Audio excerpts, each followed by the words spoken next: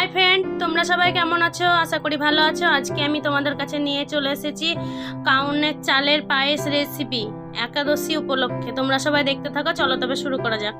দেখো, আমি কাউনের চাল নিয়ে নিয়েছি, 1 কাপ নিয়েছি। কড়াই বসিয়ে দিয়েছি, কড়াইয়ে 2 চামচ ঘি দিয়ে কাজু কিশমিশগুলোকে ভেজে নেব।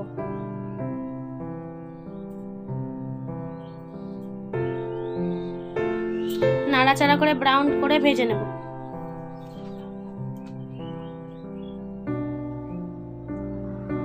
দেখো ভাজা হয়ে গেছে, তুলে নিয়েছি।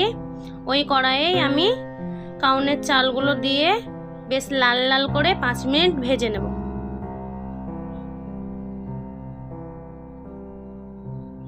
আমি আগেই দুধটা ঘন করে ফুটিয়ে রেখেছি। 500 গ্রাম দুধ নিয়েছিলাম। দেখো ভাজা হয়ে গেছে, ফুটানো দুধ দিয়ে দেব,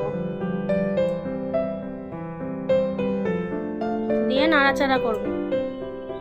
একটু ঘন ঘন নাড়াচাড়া করতে হবে, কারণ তলায় লেগে যেতে পারে।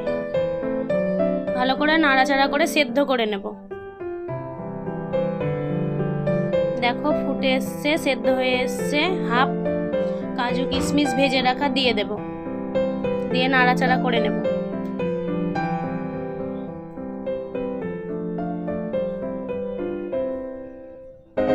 ঘন হয়ে সেদ্ধ হয়ে এসছে। পরিমাণ মতো চিনি দেব। তোমরা যেমন মিষ্টি খাবে সেরকম ভাবে দিতে পারো। আমি অল্প মিষ্টি দিয়েছি চিনি।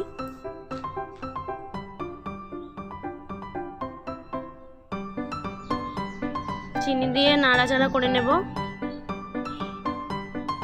চিনিটা যাতে গলে যায়।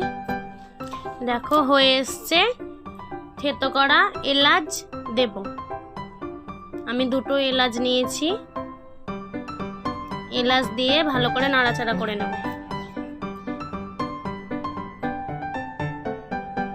নামিয়ে নেব।